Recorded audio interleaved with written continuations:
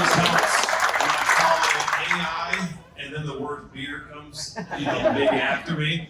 So I'll try to keep this brief, but no, it's great to be back here. Great to be back in what I call home for 11 seasons. But if I back up a little bit, I'll give you a little bit of a background, right? So I know that my name is an oxymoron. Matt Light, heavy, little chunky guy, hit people for a living. I loved every second of it. But when I grew up in the great state of Ohio, we have any Midwesterners here? One. Yes, two. There we go. I grew up in the Midwest, and you would think that I would have worshiped football. It's kind of a big deal there, especially in the state of Ohio, Hall of Fame, all that good stuff, right? I had never seen a game in my life until I played in my first game in college, right? So I got recruited out of a small little town, Greenville, Ohio, West Central Ohio. There's cornfields, a lot of manure. It's not real glamorous, but it was home. I grew up with a family that enjoyed the outdoors, enjoyed, kind of the small town lifestyle. And I was good at running into walls, and I was always able to bounce back after getting hurt. So football was kind of a natural progression for me. I enjoyed every second of it. Played with some great teammates in high school, then found out that, hey, they're going to pay for your college, right? And that came at a great time, too, because my dad sat me down and gave me that talk. He was like, hey, look, you're an idiot. Most every day of your life, right? But at some point, you're going to have to feel the full weight of being on your own, and I'm not paying for your school. No one paid for mine, and so I'm not paying for yours. And I remember filling out some of the applications. I would go to my dad and say, hey, Dad, they want to know where you went to school. And he goes, well, I went to Johns College. And I put that on my application. And it wasn't until many years later that I found out that he didn't go to college. And when I asked him why I put Johns College, he said, because I learned everything on the shitter. That's my background. That's where I come from, right?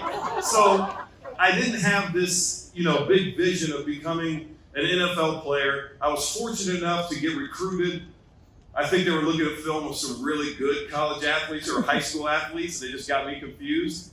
But I did go to Purdue University in the great state of Indiana, right next door. I had a great experience there. And while at Purdue, we went from being one of the worst teams in the Big Ten to winning a Big Ten championship in my senior year. I got to play with some incredible players. I like to tell people I played for two quarterbacks that are okay.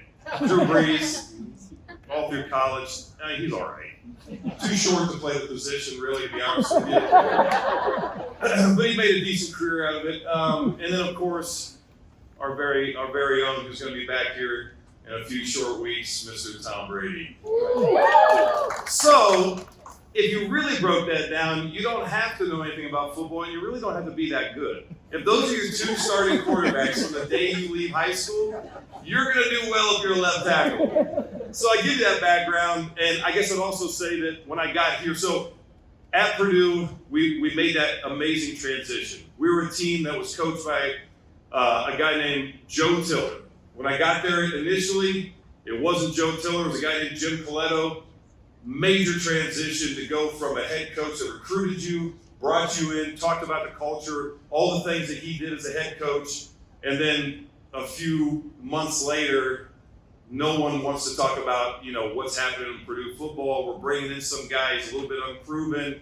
He's going to bring this, basketball on grass mentality to the Big Ten, which is very foreign at the time too.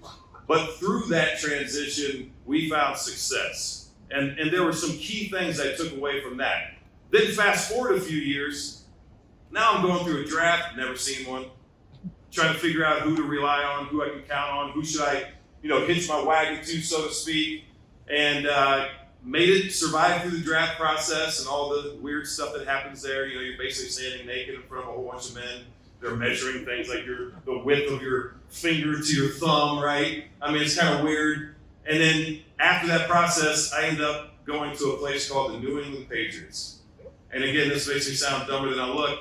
I wasn't really sure where that was on a map. And I sure as hell didn't know who I'd be playing against, who my teammates were. But I did hear when I got drafted, and Scott Pioli got me on the phone, he goes, hey, look, you're going to go from one Drew to another. And I remember looking at my buddy, I was like, hey, apparently their quarterback's name is Drew. All right, we're doing okay. And then real quickly, I found out that I have no idea what I'm doing. And Bill Belichick's good at allowing you to realize that at your own pace. And that pace is lightning speed if you're someone like me. I come here, I'm overwhelmed. Again, major transition in my life. It's difficult to go from college to the pros. It's more difficult when you go from anywhere in college to the New England Patriots in a group like this, the coaching staff, their dedication, Bill Belichick, how he approaches things. But I tell you what, in my 11 years here, I never once ever thought walking onto that field or any other that we didn't have an opportunity to win, that we were ill prepared, that we weren't at least in the running.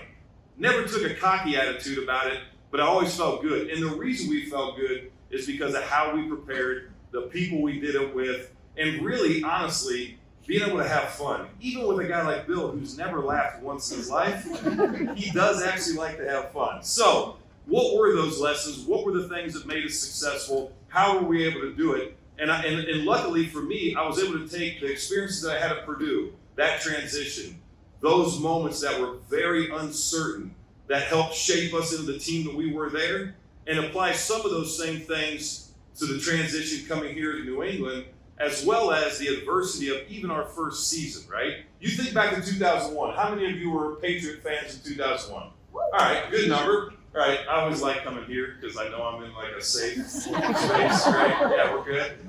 2001, we started off our training camp. We're down at Bryan College. Any of you Bryan, alumni? There we go. I knew there'd be at least one. So we're at Bryan College. It's pretty horrible. A lot of walking, very hot, and we lose one of our coaches. Adversity number one. Then number two was the big one of 9/11, right?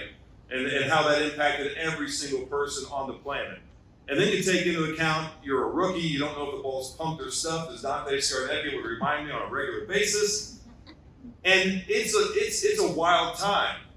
But through all of that, what we had were phenomenal leaders. If you think back to the 01 team, and you think back to the certain names that most people didn't know who they were in 2001, and today, probably most of them have been forgotten unless you're a diehard. But those were the people that I looked up to as a youngster, walked into an organization and said, you know what? I may not like what my coaches are asking me to do some days. I may not like the pace at which we're doing things, but I believe in these guys.